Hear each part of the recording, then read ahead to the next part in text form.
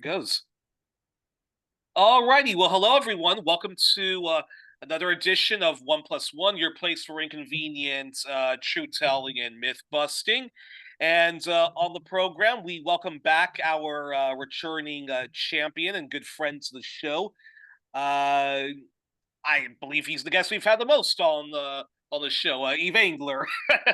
Yves, of course, everyone should know by now, Canadian historian, NGO critic, media critic, anti-imperialist, activist and thinker, journalist, founder and member of the Canadian Foreign Policy Institute and Disruption Canada and several other groups where he does solidarity work. And he's the host of the Canadian Foreign Policy Hour, which is every Monday at 6 p.m. Quebec time, New York East Coast time, and sometimes talking foreign policy, both of which you can find on his YouTube channel.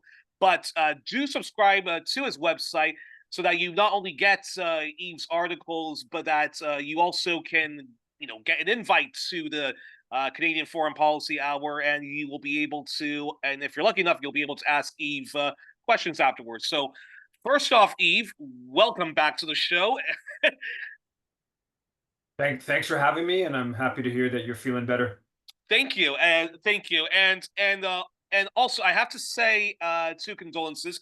I know a couple of weeks ago you wrote a very moving tribute to your uncle, and there was a recent celebration of his life. So my deepest condolences to you and the family for your loss, and also. Thank And also, because of recent bloody events in Lebanon, I want to quickly send also my deepest empathy and concerns and hope that all is well. And if not, all will be well with the family, friends, colleagues, and comrades of past guests Rania Khalek, Rania Mazri, Julia Hassem, Dr. Mara Osman, and Laith Maruth. All of them are based in are Lebanon, or if not, they certainly have many links to Lebanon. So here at One Plus One, our heart goes out to them, and power to the people, death to Zionism, Western imperialism, and the same for Manara Adley of Min Press News and her people in historic Palestine. So, Yves, let's do some reflections in this interview. You've been for over 12 years or more now. You've been, been trying to raise awareness that Canada's past and present is that of a Western imperial bully. It's no force for good in the world. And if folks dislike the Anglo American empire, people should include Canada with that. So briefly, if you can, do you think Canada is almost at a point where people are free to say a version of what I just said and cite examples, and also talk to us about the times you felt most frustrated in trying to pierce through that myth compared to now. Well, I would say that certainly Canada's complicity in the Holocaust in Gaza has opened up a lot of people's eyes to, sort of the nature of Canadian foreign policy. I don't think it's in any way like a majority opinion. I think it's becoming a more substantial opinion among the left, and maybe there's a age divide there, I think, as well. But yeah, I mean, I don't know, the most frustrated. I mean, probably still has to be stuff around Haiti, Hmm. where there was like all these NGOs that you know basically supported the coup or the post-coup occupation in 2005 2006 after the 2004 coup. Um, but yeah, I mean, there's other, like a bit more like historical, sort of going at Lester Pearson and seeing how, people like even like someone like Stephen Staples, who was a kind of influential player on the anti-war kind of peace movement in the country for quite a while. He set up ceasefire.ca, and which then became the Rito Institute. Uh, they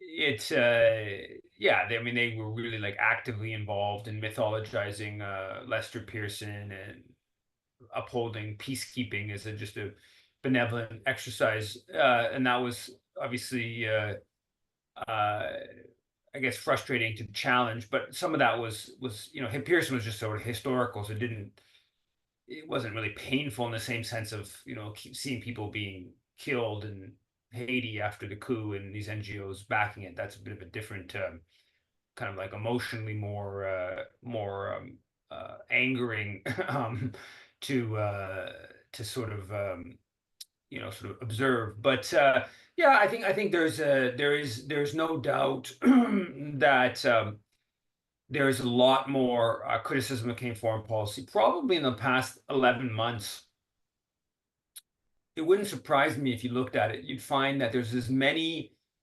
articles critical of Canadian foreign policy from a left perspective that have been published in sort of like left outlets or sort of Palestine solidarity groups as were published, but let's take a category, I don't know, from 2000 to 2015, right? In like those 15-year period, in the last, 11 months, there's been more articles.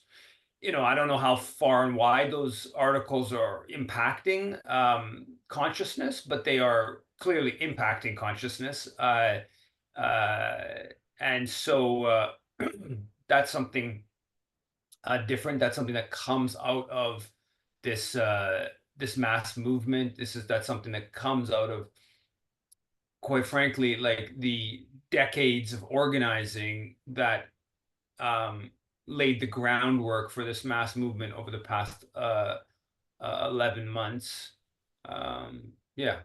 Interesting. And that's actually a perfect segue to this question, which is now, John Pilger, the late John Pilger, God rest his soul, my hero, often talked about how about when he was a war correspondent for the Daily Mirror in Vietnam and his travels in his own home country of Australia, seeing the Aboriginal reserves was a huge turning point for him as a journalist, as well as a trip to South Africa where somebody made where a white liberal racist was making the connections that you Australians, you guys are like brothers to us because you guys know how to deal with your black people, your indigenous people. Now, you were a student of, was it Concordia University or McGill? Concordia. So now you were a student at Concordia University when you helped organized protests against Benjamin Netanyahu when he was a former prime minister of Israel, and you were kicked out of the university. And I have to ask, like, how difficult was that in terms of just like trying to get a job and then not going to university, and talk just a little bit about your time at the union you worked at, because I find your story quite inspirational coming, because for me, I didn't complete university. I dropped out of a university, went to another university where I wasn't even going to get like a degree, and then for many reasons had to drop out of that one, out of that university. Couldn't get into other universities, which is a whole other which is a whole nother story. And I just find and so I find your story quite inspirational, that you were kicked out of a university for your activism, and now you're one of like the most sought out voices when it comes to Canadian history and Canadian current events when it comes to Canadian foreign policy. So can you talk a little bit about that? Well, I would definitely not say that I'm one of the most sought out voices. Maybe on the left, but certainly not in the CBC or the Toronto Star are not calling, though, and they at one for a small period the Toronto Star called a little bit. But Yeah, I mean, I think I've been lucky in that my expulsion from university really had, I mean, who knows where life can take you all kinds of places, right? And a whole different life, but it didn't, on the surface of it, or I don't feel that it had any sort of negative impact. And as you point out, I did a bunch of book writing. I mean, I had to work as like a night doorman for my first major book in 2009. I had to work as a night doorman to make income, and then I was laid off and I was on EI, unemployment insurance, for 8 or 9 months. And so I've always very frugal. That's in large way I've been able to do what I do. But I, yeah, the university, I was expelled. I was expelled because in the aftermath of Netanyahu, I was in protests. I was in the student union, and and it's a long, complicated story. I'm not going to get into the whole all the different elements to it, but there was an effort to attack the radical left student union Concordia, and really specifically to destroy the Palestine solidarity movement, which I actually, to be correct about it, I wasn't particularly important uh, player in it at that time. I was kind of came at more the anti-corporate globalization issue. That's what was really politicizing me, and what I was doing my organizing more centered around at that time. And but Yeah, I mean, the university, I got this. I worked for a couple of years at the communications energy paperworkers union in this very well paid job, paid like 100,000 a year with all the best benefits. That's back in like 2010, 2012. It probably pays like 130, 140 now or something. But and I actually just got, it was a person in Vancouver that was very who sort of knew my parents, not like in any way close, who had become from decades earlier, who was the assistant to the president, and he really just actually kind of like reached out to me. He'd been following my political stuff, and they hired me. I wasn't even looking for the job. Did that for 2.5, almost 3 years, and and then it became a new union, and I was basically pushed out because it became Unifor, and they didn't want. I actually had quite a. I think the other union president was very happy with me because I wrote on under his name, and I got op-eds published in all kinds of corporate dailies around different domestic issues like healthcare and telecommunications, and he was very happy with me because he made him look really good, and it was, I think, it was good politically. I mean, I like doing it. It was, if they're going to pay me 100,000 bucks a year to write, it wasn't the issues that I was, it's not foreign policy issues, but it was, I think good left-wing stuff. And I think important that unions do that is you take up as much space as possible within the media sphere. I think unions do a very poor job of that. And anyway, so I was then pushed out, with the new union, but they pushed me out with a severance package. So they gave me, I mean, almost a year's, just a bit under a year's salary to just go away. And was that And because and was that because of just of you speaking out on Israel when you already did like a history book about yeah, Canada and well, Israel? so this was in 2014, and when I was hired, I'd already done the book Canada and Israel in 2010, and I was just coming out with the Lester Pearson book, which I should say that the people at the Communications Energy Paperworkers Union weren't. They thought that was a bit. They weren't totally keen on that. I was also kind of simultaneously doing a book on Harper's foreign policy, which became The Ugly Canadian. They like that. Um, you sort of see some of the politics of where, right, people are at when, and you see that internally, but so they are already aware of the criticism of Canadian foreign policy and Israel. That wasn't an obstacle at the CEP. Israel was an issue, or specifically when I was pushed out, there was some articles that I was writing on my own time, right? And that Yeah. was always understood when I was hired. There was no ambiguity about that. In fact, they let me go, and they let me go on a 2 month or almost 6 week tour where I was doing touring for my Stephen Harper book, and they just actually just let me. It was like as if I was working, and I did like that was the biggest tour, I think 35, 40 events across the country, and so they were on board with that. They were willing to support that. But yeah, so what got me in trouble with the new union, the merged Unifor, which was the Canadian Auto Workers and the Communication Editor Paper Workers, was a couple issues. One was this piece I published in Huffington Post, which they titled, a very good headline for Huffington Post, was the N in how does it go? The N in NDP stands for neoliberalism. So it was a critique, it was an attack against the NDP Mulcair's like right wing NDP.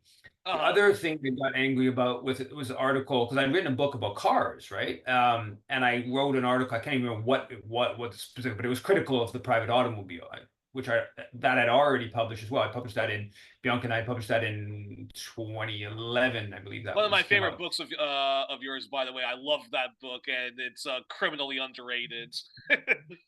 And then I got criticized for a piece about the Jewish National Fund. And this is all coming from the director of research, Bill Mernaghan, I believe is his last name. I think he's still at the union now. And so I think there was another article, but yeah, so the JNF actually was the latter of the NDP article, and the auto article was really didn't want criticism of the private automobile. Uh, but that was the main thing, and they said it up front. This wasn't like, hidden. They said we're not happy with this article, and they got to a whole stage where I had to submit anything. Again, this is writing on my own time. This is not writing as, research department for Unifor. This is writing just as Yves Engler, and I've been doing that for, I don't know, almost 15 years before that. Um, and so, yeah, they basically decided that I had to start submitting it to them to get the okay, and then they denied the okay on a few things. Then I was at the time I was doing like kind of regular Real News Network was interviewing me about all kinds of different issues, mostly Canadian issues, and I did all I can't remember the subjects, but I did a bunch of different issues on maybe pipelines, some foreign policy, some stuff that the union was probably fine about, kind of like I don't know, pension or unemployment insurance type stuff like that. And then they started controlling that. They wanted to block that. Anyways, then it basically just get to a stage where they started this process of we're gonna start like trying to go at you, punish you. And so I went, we had a whole process with the union that represents the staff of the union of just figuring out an exit, kind of an exit from it. I didn't need the job. I didn't want the job such to the point where I was gonna, be politically constrained, Yeah. and they were willing to provide this severance, and that's kind of how the staff are really powerful, of course, in the union. They sort of dominate, but their way of dealing with problems is to just sort of throw some money at the situation and try to, like, there's other ways they do it. They can find you jobs. If I really wanted to push it, they probably would have put me into some like back, education department where they just basically they sort of marginalize you internally, and so that's but from my standpoint it was a happy ending. It's a bad Interesting. comment on the union, but yeah, anyway, so I don't feel like I have suffered because of being expelled from the university. In fact, I would actually say that I kind of was it was Blessing in disguise. yeah, so Fast. Wow, that's so fascinating. And so, well, hopefully other students who probably are going to have to go through what you just went through, being expelled and so forth. Hopefully, like they find themselves in a pipeline like that towards more radicalism and doing more meaningful things for life, even if they're not raking in lots of dough, right? And now Haiti, which was your breakthrough moment, I think that's kind of your sort of like turning point, John Pilger moment, uh, because that led you to this journey to be a historian and a monitor of Canadian imperialism and covering the Canadian war machine. Do you feel, and you actually were you were expressing some reflections about Haiti.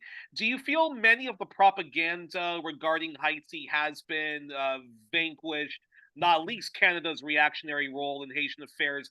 And if the answer is no, or comme ci comme ça, as the French would say, what do you think needs to be done to have more people understand that Haiti, like East Timor or Iraq or any democracy, was a victim of Western imperialism, with Canada at the center of it, and we need to be mobilizing against Canadian politicians. Can you repeat the first part of the question? Uh, okay, so do you feel that many of the propaganda regarding Haiti has been put to rest? You know, not least Canada's reactionary role. And if the answer is no, or so, what do you think needs to be done for people to understand that Haiti, like any democracies in the Latin American hemisphere or anywhere, has always been a victim of Western imperialism, with Canada at the center of it? Well, I think that there's a somewhat, let's call it an abstract recognition among liberal media, specifically the New York Times, that Haiti has been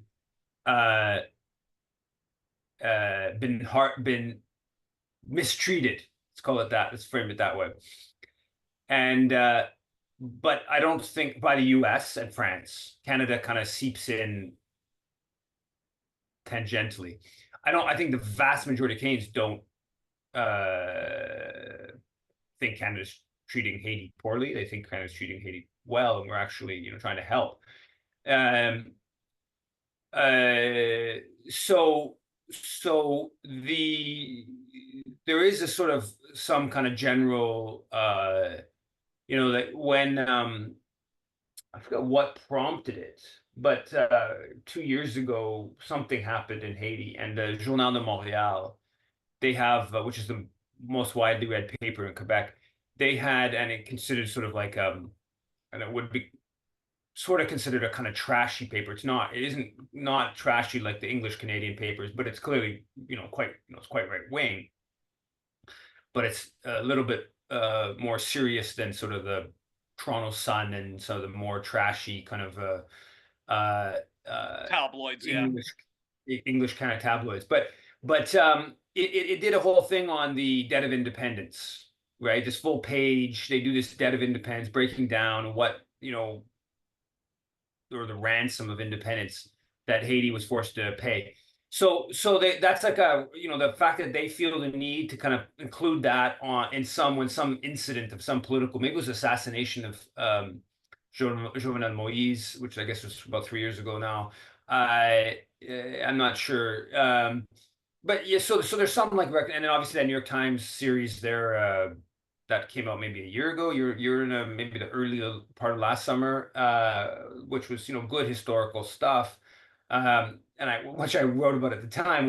There was a bit of kerfuffle. It was actually embarrassing kerfuffle by these academics who were complaining they weren't properly cited in the paper. But what the New York Times did, which we knew at the time, which I knew at the time, and anyone who'd been following Haiti, so they had sort of good coverage of this historical stuff, and then they just went right back to their same old of like justifying U.S. imperialism, right? So that it's kind of like you recognize this history, bad U.S. history, and then you just go on justifying it. So you can call it, I guess, a sort of like a schizophrenic kind of a way of well, more multiple personality disorder. Schizophrenics don't have yeah, sorry, yeah, no. Apologies. Yeah, that sort of but yeah, so that's the kind of way the New York Times frames things. So no, yeah, I think that, and what do we do? I mean, I don't think there's any answer to what we do besides, raising the issues and pointing out that it's not Canada's not a benevolent force, and pointing out that this business of a new mission is not just sort of without political history, without political, nefarious political um, considerations. They can maybe it will work out, and maybe but the history is of the U.S. and Canada not seeking to make life better, and in fact that the basics of how Haiti's been run over the past 20 years is that there is this core group, which is this sort of unique body of foreigners who kind of determine what goes on in Haiti, and it's almost entirely unrecognized in the Canadian media that first of all that it exists, and then that it's an obviously colonial imperial kind of relationship. Um, but yeah, so I mean, I don't know what you can do, but basically talk about it, campaign on it, write about it, etc.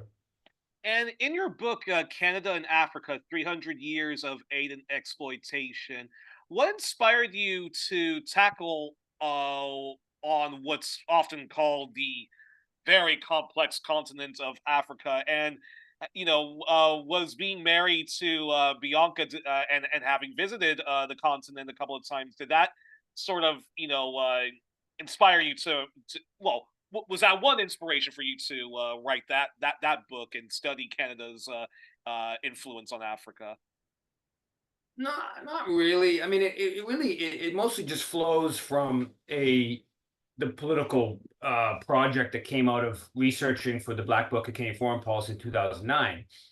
And when I did the research on that, which ended up being this sort of like broad overview of Canadian foreign policy, critical overview, and I had a section on Canada's role in Africa, and which in hindsight, of course, just like just touched the surface, right? And then but one of the things that came out of doing that book pretty early on in the research phase was a realization that there was like enough material for a whole book on Canada Israel.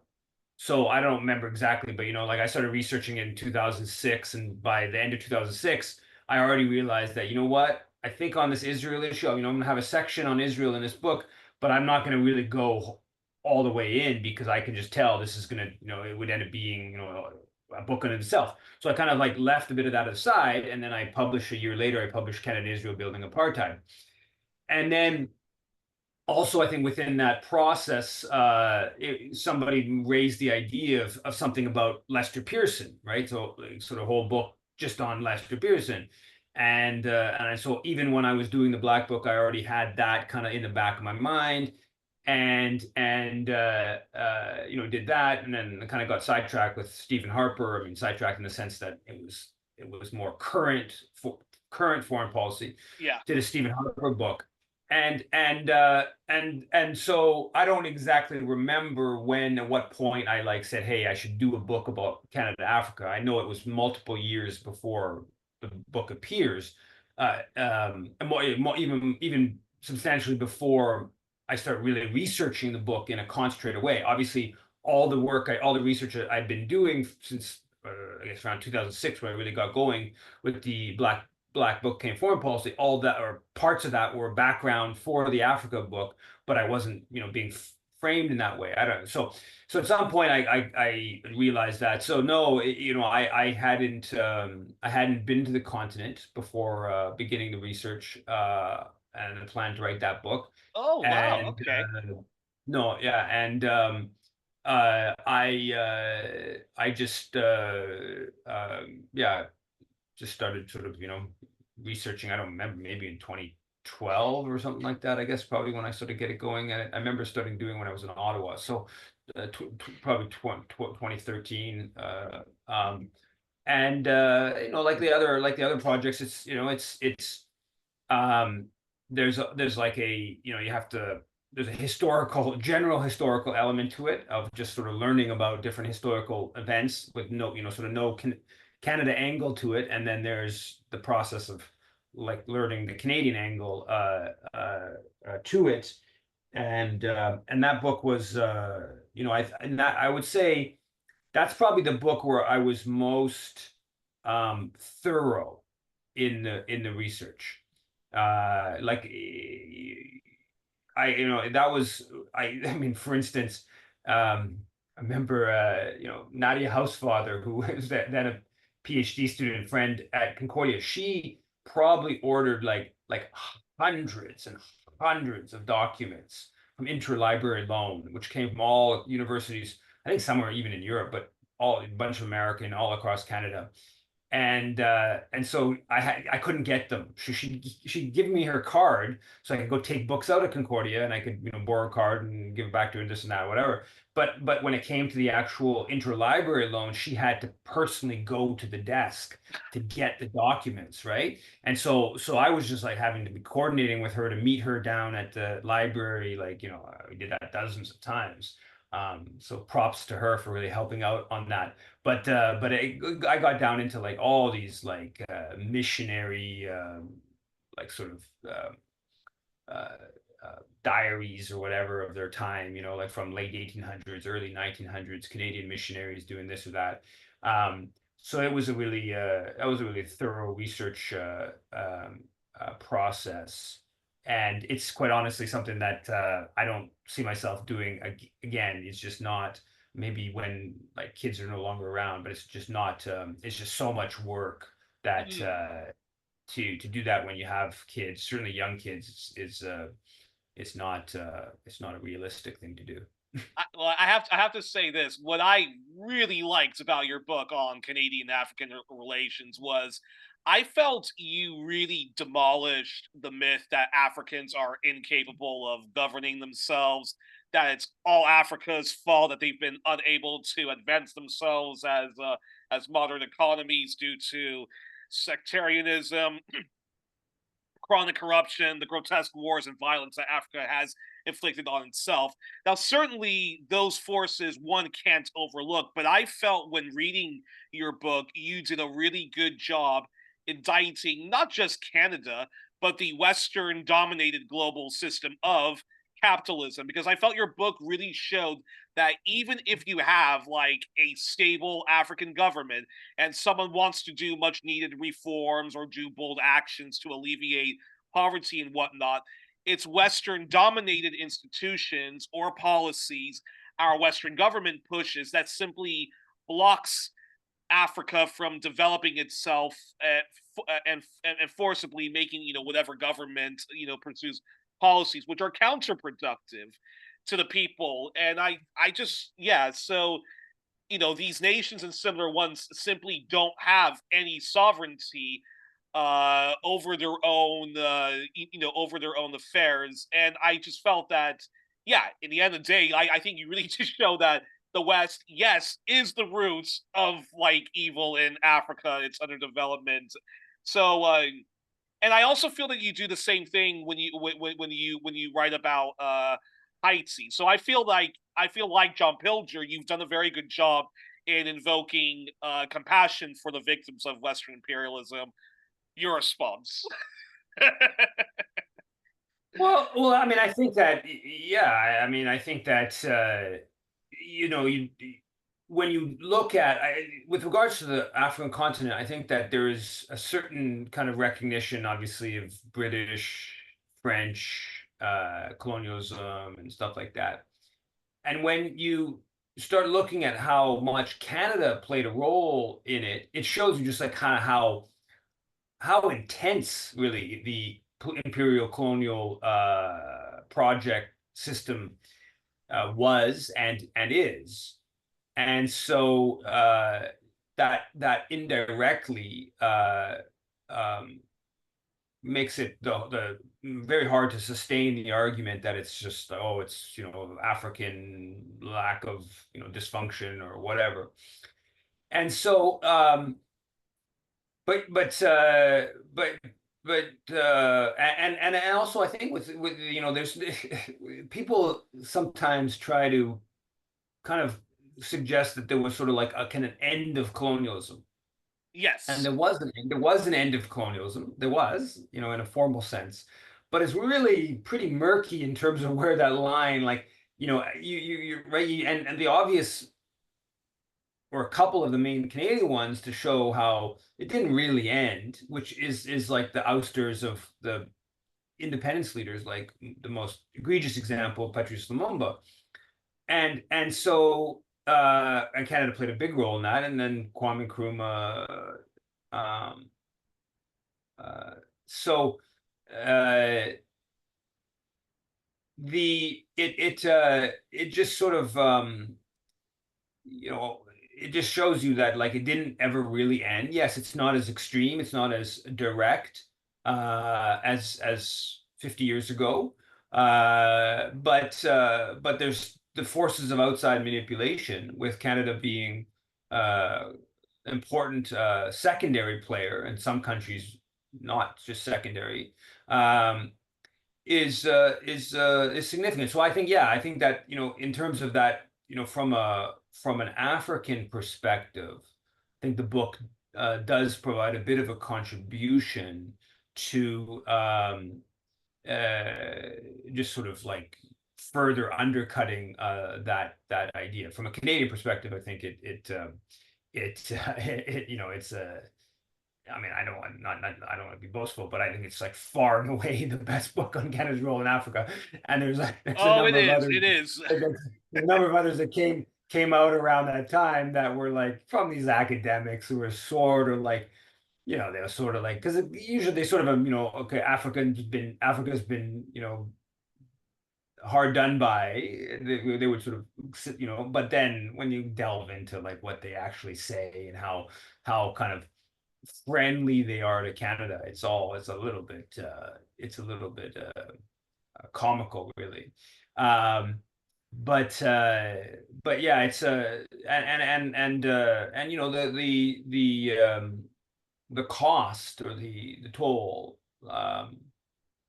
on people's lives is significant.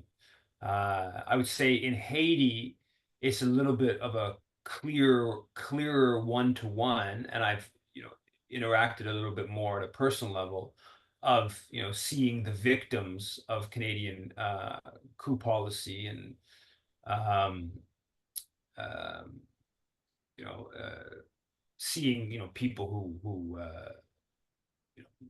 killed by but I mean, not directly by Canada, but not indirectly by Canada, like prominent activist Pierre-Antoine Levinsky, who took me around in Port-au-Prince, and I did a number of things with him in Washington and here in Montreal. Um, but yeah, there's it's not abstract at all. It's really people were, and not just people, but large numbers of people were killed because of policies of overthrowing a government that really just were absolutely uh, not needed. There was no Canada didn't need to overthrow Aristide's government. The U.S. didn't need to do that. Those were decisions by pretty small number of people that had pretty massive implications for people who already had pretty difficult lives. And a quick follow up is your thoughts on the real African Spring that's happening in the continent, where Senegal has broken a cycle of having French backed leaderships do its bidding. Niger ousted its Western aligned pro French leadership, and we see similar huge historic events in Burkina Faso and Mali, and Mali as well. I Uh, mean, I wrote this a bit about, like, I'm uncomfortable by like military men in in uh in politics. It seems, not having followed things very closely, it seems pretty clear that this is a rejection of imperialism, and I think that my superficial following of the situation is that they're taking steps further, and they're taking more and more steps down that pathway, which I think is obviously the right pathway. And starting off the French, and then the U.S., and then Burkina Faso in recent weeks has nationalized a bunch of mining companies, British mining companies. I think some of them actually are partly Canadian, and Canada's a big player there. So it's definitely something that mining in Burkina Faso. It's definitely something that's it seems like a positive development, and I think that I would actually like to be spend a bit more time trying to understand exactly what's playing out, and more specifically what how the Canadian government's reacting, because I'm sure they are reacting, because there is significant Canadian mining interests. Well, yeah, yeah. Well, I was about to say, like, these events are a huge blow to French imperialism, but which also is a blow to Canadian imperialism, particularly the country within the country known as Quebec, where you're based, right? Well, I don't know. I wouldn't go too far with that. I think that there is some, you know, weakening of French power in Africa if it leads to the U.S.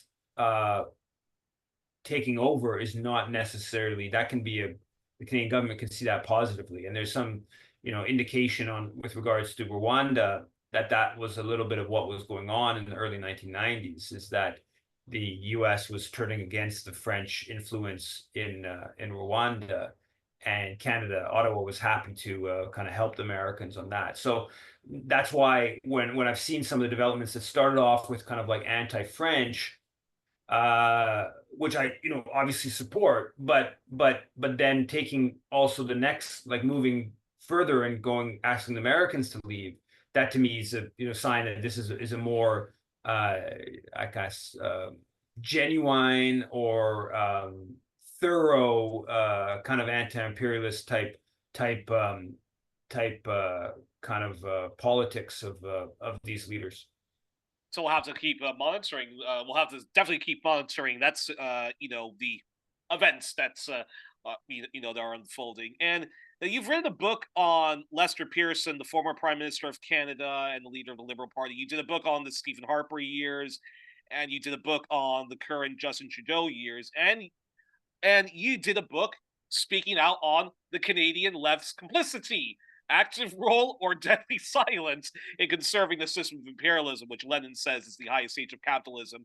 What compelled you to do that? And what compelled you to do what I feel is one of your most important books on a taboo subject, which is the enemies from the enemies from within? Well, I think you're referring to the left-right marching to the beat of Imperial Canada. Exactly. Yeah, yeah. And so, well, that comes out of, so after the Canada Africa book in 2015, then I did a book to look at sort of the why question of, why Canadian foreign policy was the way it was, with a focus not on the structural of the Canadian economy and mining industry and the relation to the U.S. stuff like that, but on more at the ideological level. And I published a propaganda system: how Canada's government, corporations, media, and academia sell war and exploitation. And while doing that, um, and that sort of details, how the university departments, the different think tanks, some of the Military NGO, itself. the military, yeah, the military itself, how big of a public relations entity it is. So it sort of details that and sort of its influence over creating opinion on Canadian foreign policy. I don't, some point in that, I was sort of like also kind of simultaneously doing something that kind of looked at like left involvement in the sort of propaganda system. And I don't remember, I can't really remember, but at some point I basically decided, okay, this really should be hived off as a second project, as a kind of follow-up.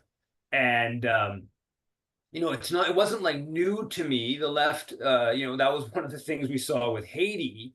That was probably one of the most disturbing or eye-opening, I mean, not disturbing, but certainly eye-opening, was just seeing how these NGOs, and this was at a personal level, because I had actually gone to the Second World Social Forum, Yeah, which I think was in Brazil. 2002 or 2003 in Porto Alegre in Brazil, with alternatives.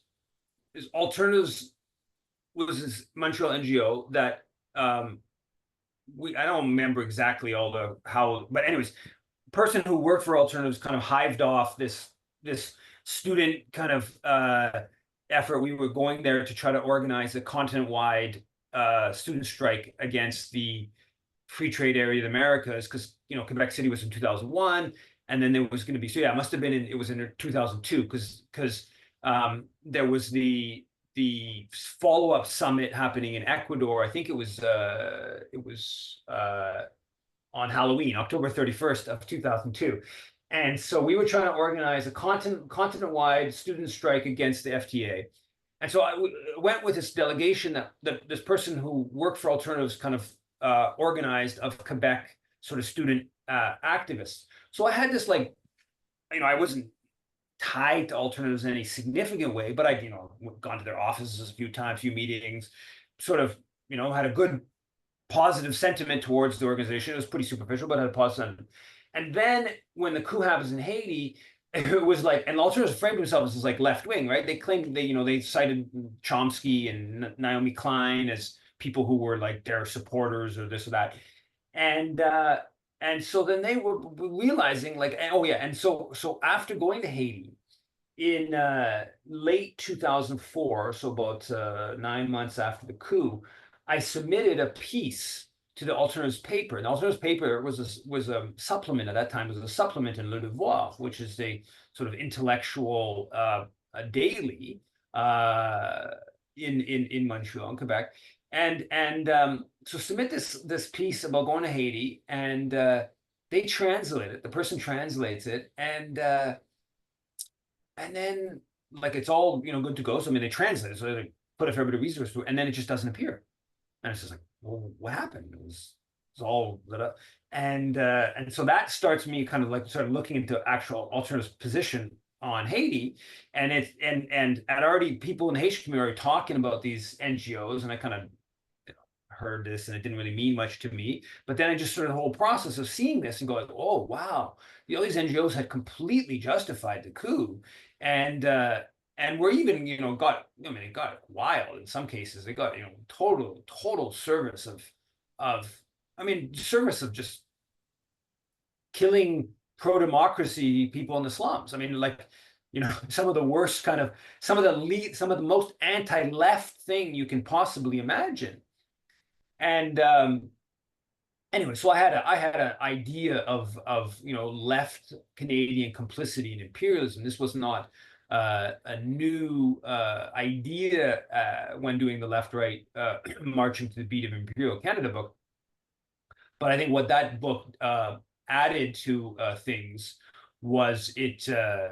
I went back that again. That like, I mean, I researched that book seriously, but that wasn't as thorough of a research. Like, I think if you were to take that book right to its maximum, you'd have to go and kind of look through all the archives of all the different unions in the country and like plow through the CCF and NDP archives. I did some of that stuff, but it was a bit more at the superficial level. I think for vast majority of people, it's going to be very eye-opening. There's enough in there, far more than enough in there to convince, to make the case. But and of course the Israel. Sorry to interrupt, but of course the Israel connection is that whole phenomena of the progressive or socialist or liberal and everything except Israel. Now it's really just many people are progressive on everything, especially Israel. And there's a lot of similarities between Haiti there. So did that ever cross your mind when when doing that book, Left or Right? Yeah, I mean, I think one of the things that left right would show, I mean, the Israel one was deep Zionism among left, the most obviously the CCF, NDP, and the unions, and that was but they were basically went along kind of until the anti-war movement of the Vietnam War movement got significant. The basic disposition of Canadian unions and the NDP, CCF, the predecessor of the NDP, was to just support NATO, Western, whatever. So the Israel thing, aligned with that disposition. I think what we've seen is that the Israel, while it started the sort of pro NATO kind of outlook of unions and the NDP weakened, particularly with unions. The NDP, to some extent, always continued that not exactly, but to a large extent.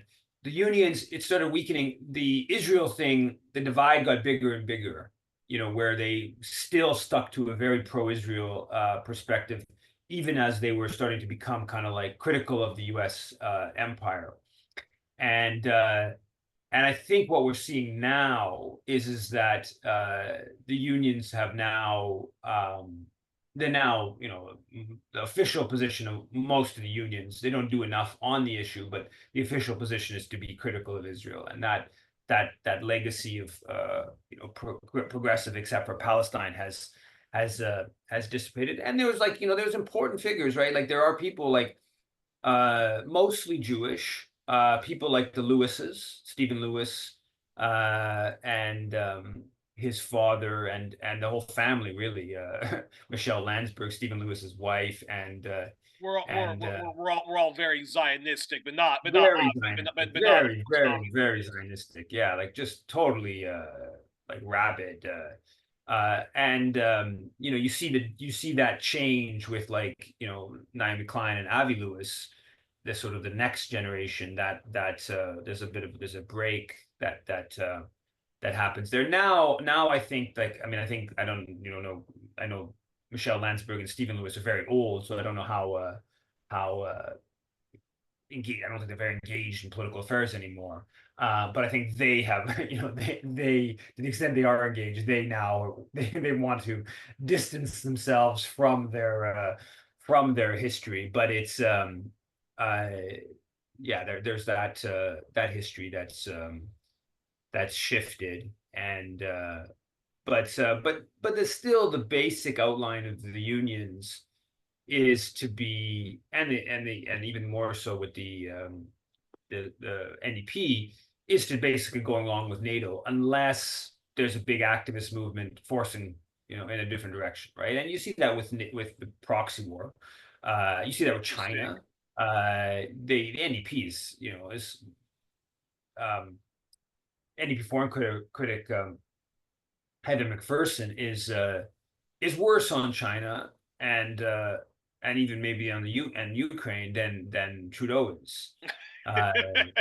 So they now have gotten to be, they're starting to be active against the Trudeau on the genocide and on Israel, but they're still totally aligned on NATO proxy war and with China. Well, thank you for that. Well, thank you for writing that very important book. And I got two last questions for you. So here it goes. So this is my second to last one, which is, on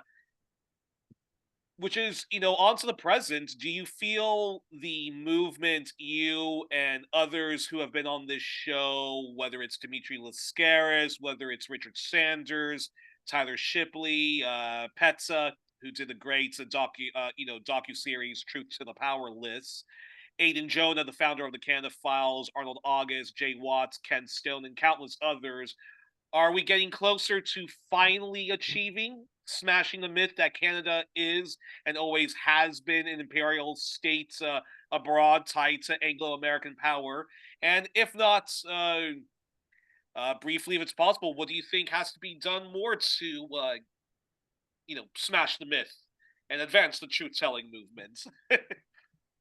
Well, I think that no, we're not close to smashing the myth, and to do that, you need to actually change the kind of you need a sort of revolutionary change in Canadian foreign policy. So long as the foreign policy is the way it is essentially oriented to, you can't really smash the myth because there's such a self-interest in maintaining the myth and using creating propaganda apparatuses to promote that idea. But I think, yeah, there has been a weakening. I think the way to formulate it to me is that among the left, mostly the radical left, but even kind of, there's been there is way less uh, inclination towards mythologizing Canadian foreign policy as sort of a benevolent thing.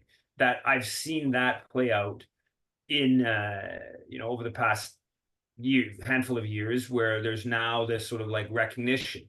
I think you had a little bit of a counter of that with Ukraine, where there's a fair bit of leftists who got pretty into the Ukraine stuff, but Actually, sorry to interrupt, but wasn't the defeats of Justin Trudeau's government getting a seat at the UN? yeah, isn't that one accomplishment of smashing the myth and piercing through it in the yeah, beginning? yeah, it was, and it was an accomplishment of a very concrete campaign that that's Canadian Foreign Policy Institute and Just Peace Advocates were really kind of, that's where CFBI came out of. And there was a handful of us who did a whole bunch of stuff on that actually, I have no undoubtedly contributed to these countries voting against Canada. They may have voted, Canada may have lost anyways, but it was a pretty unique and extensive effort that we pursued, of like flooding the emails of all these UN ambassadors of all the different countries on why Canada shouldn't get a seat.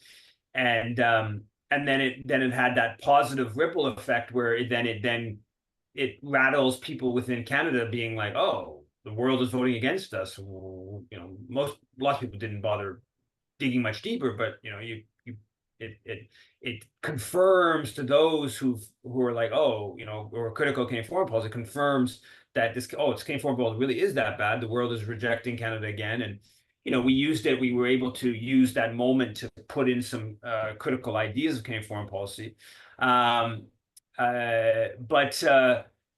But yeah, the myth is strong. The myth's gonna be, like with us, so long as you have Canada aligning with imperial adventures and having such a self-interest of the Canadian government and the establishment to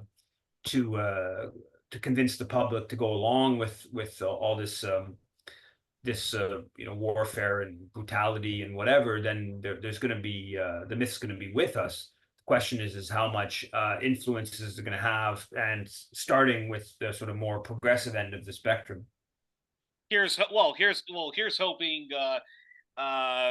in, let's say, 7 years, maybe even 10 years. Okay, a decade, that we will finally see that myth smashed alongside, as you say, people in Canada can now say things, and you can even see it in the right wing press, like the National Post, that Canada was founded on genocide and dispossession and settler colonialism of Indigenous people.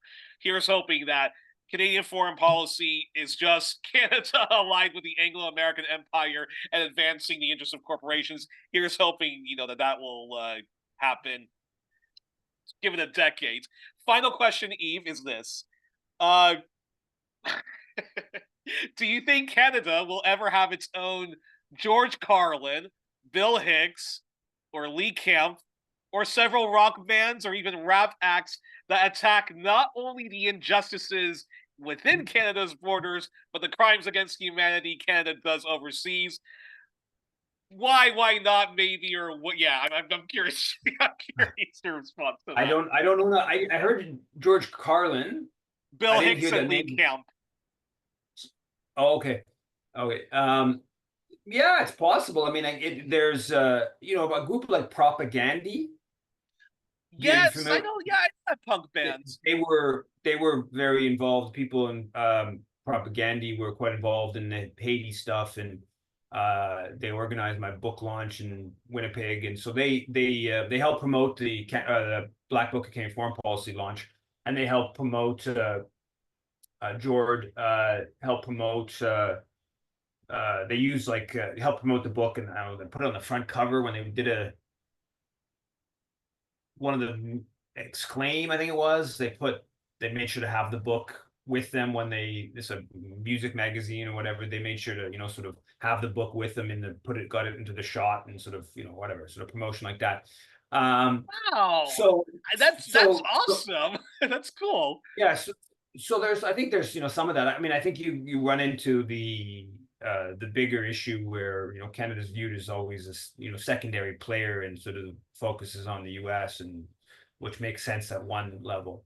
I think that you could, I think you could set up like a Democracy Now type left-wing news channel in Canada and do a, daily hour show. I think that there's it's the kind of thing that should be done.